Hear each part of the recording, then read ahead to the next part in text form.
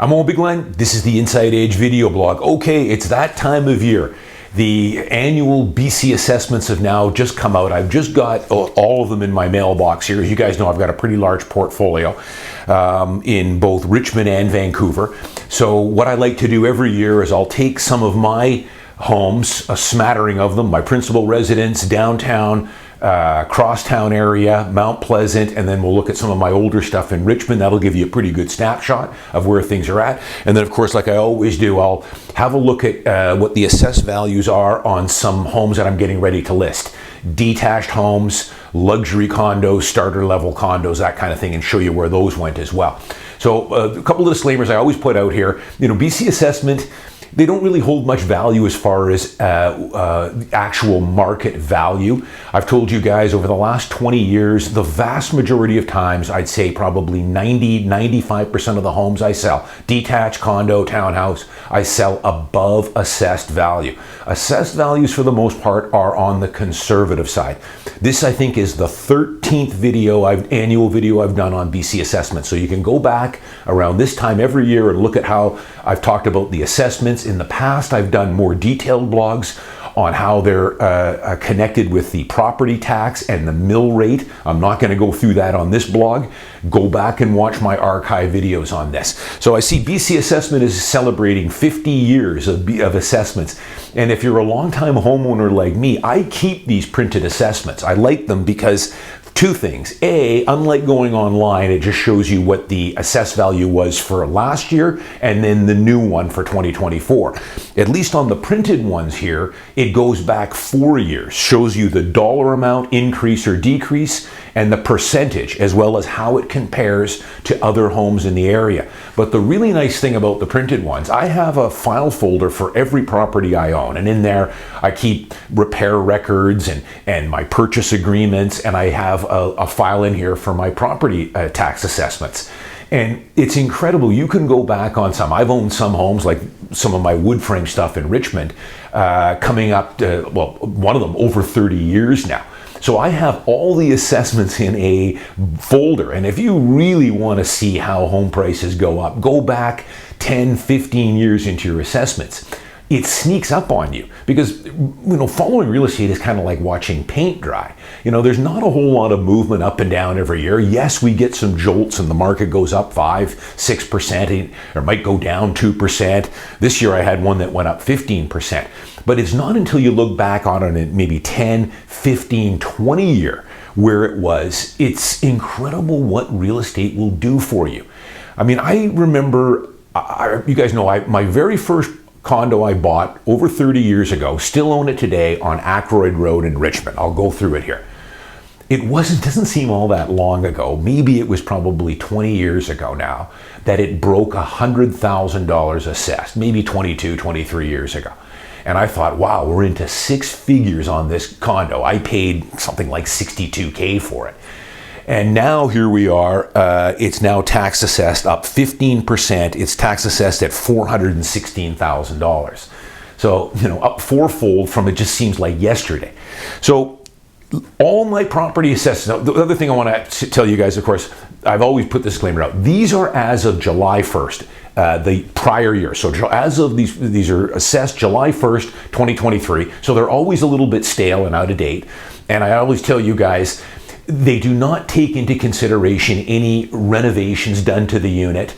They generally don't take into consideration outlook and views. They do to some extent. They usually are fairly generic. It maybe goes up $3,000, $5,000, $10,000, depending on the building per floor, the higher you go. But where it gets out of whack is, let's say you have a unit on the 20th floor in Cole Harbour that's looking straight across into another building. The unit above that, one floor up, might be tax assessed at $8,000 more, but still looking into that building. You go 5 floors higher and it clears that building. You've got unobstructed water view now. The tax assessment might just show another $20,000 when really that view might be worth another $100K. So just keep those things in mind. So across the board, all my homes, I'm going to go through a smattering of them here, all went up except for one. And the only one that didn't go up was a small one-bedroom unit I've got in Olympic Village, Mount Pleasant area. It went down 2%. But I'll just give you a quick synopsis here. My best performers, and this has been for the last 4 years now, is my older wood frame condos on near SkyTrain in Brighouse, Central Richmond. So one of my ones on Ackroyd Road here went up 15% this year.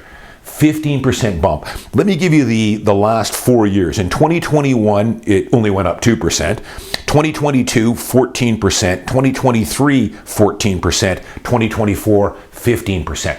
And I've talked about this before, how older condos can be an exceptional value, especially with the land they're sitting on. They're usually in grade A locations, not hugging up on bridges. These are the ones in my portfolio that are increasing the most for a few things. A, they're in that sweet spot. They're in that entry-level market.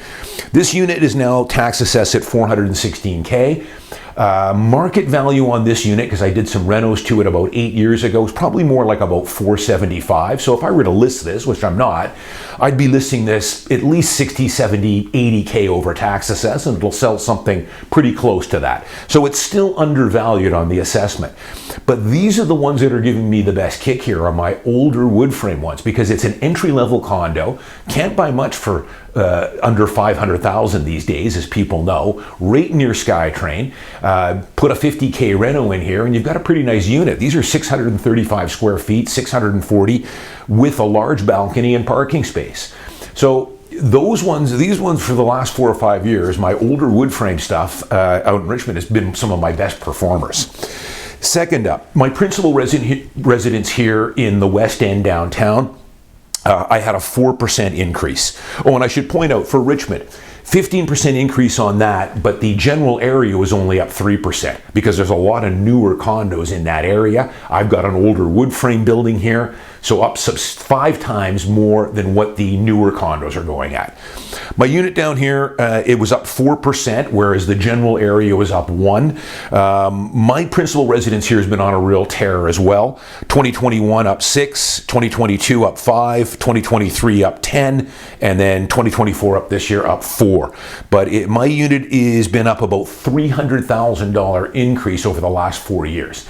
This is still, where this is tax assessed now on my principal residence, is still way, way under what market value would be, because I did an extensive renovation. There's also not a whole lot of sales in my building.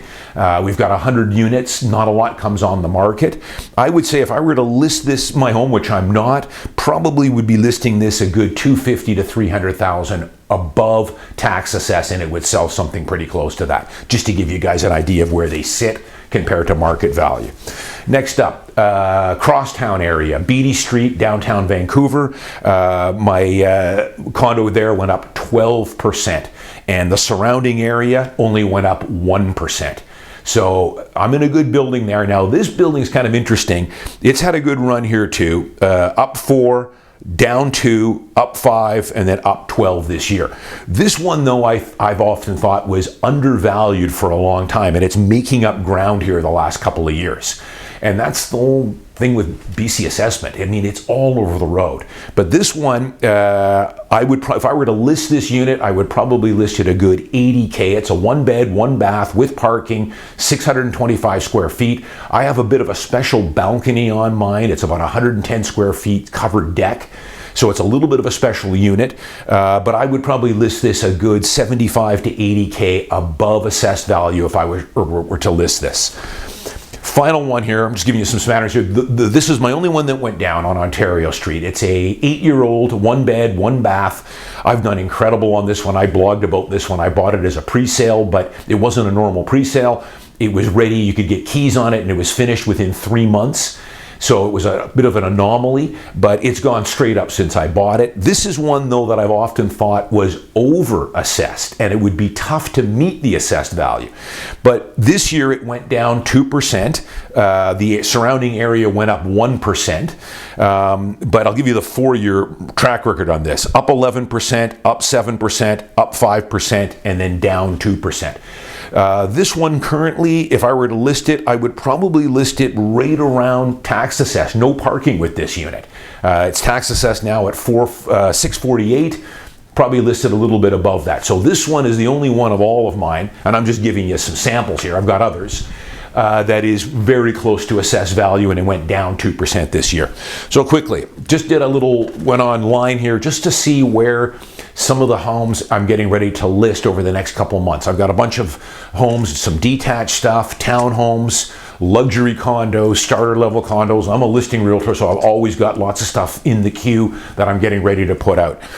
Detached home in East Vancouver, nice little Vancouver special, 38 years old, 40 years old on a standard lot, up $122,000 for 2024. A 2-bedroom Cole Harbour unit, not on the water, set back a bit, a few blocks back. We'll call this priced at around $2 million, is down $125K. I'll do Cole Harbour again, a luxury condo valued at around $3 million. This is waterfront, so we'll call it about $3 million. It is down $250K, down $250. A Richmond detached home in West Richmond, nice older house, 40 years old, large lot, about a 7,500 square foot lot, about a 3,200 square foot home, up about $80,000. So it's all over. So in a nutshell, condos for the most part are up anywhere from, 3%, although I've got a high of 12, a high of 15, another one at 12, and then one down at 2, but mostly up. East Van detached, pretty much up. Richmond all up. What is down would be West Side detached. I didn't look any up, but I have a general idea on. They're down a lot of those. Kitsilano, Dunbar, we're talking $4, $5, $6 million and up. Those were down. And luxury condos. 2 million plus, not down that much, but maybe 80K, 100K. And then, of course, some waterfront stuff in Cole Harbour in the 3 million and up range. That can be down anywhere from 100 to, 300 or 400K on some of these, depending on the value. So all over the road, but who would have guessed, right? I've done a few blogs on this, kind of that climbing a wall of worry. Who would have guessed that 2023 would have seen prices, and assessed values continue to go up? I did that blog with you guys a couple of weeks ago saying that Metro Vancouver prices, when they looked at everything, was up 5%. Price increase of 5%. Now, of course, detached on the west side and luxury condos brought that down. 1-bedroom condos, starter level 2 beds, townhomes, that brought it up. But overall, looking at everything, about a 5% increase. Nobody would have called for that coming into 2023 with our interest rate environment. So it is what it is. I know I'll get some people that'll critique this and everything else. Yeah, it was as of July 1st, some guy's going to say, and we had a good spring market, which we did.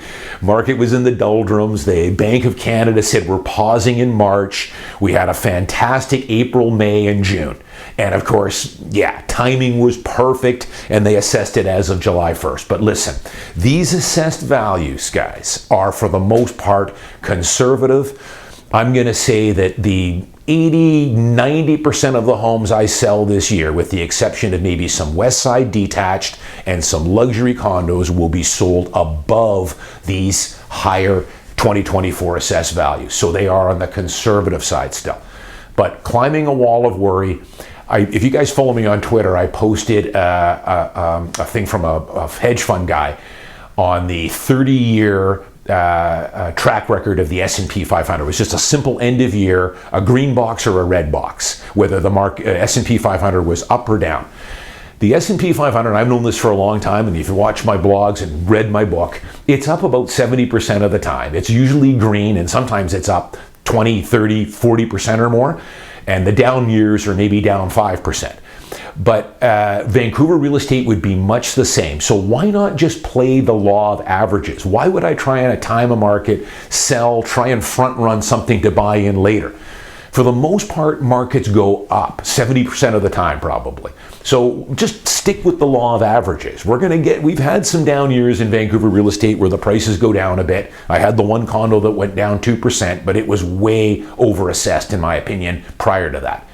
Stick with the law of averages, guys. For the most part, high quality real estate and owning high quality equities or index investing, most of the time those indexes are going to be up, probably 70% of the time. Stick with the law of averages, buy, hold, and you're going to do very well. Some of you guys, if you're a long-time owner like me and maybe keep these assessed values, every now and again, go into your folder and go back 5 years, 10 years, 15 years, 20 years, and it will shock you. How you don't realize how much these have gone up until you look back to where your assessments were 15 or 20 years ago. I'm Owen Bigland. As always, thanks for watching. Thanks to all my new subscribers. I'll see you next week.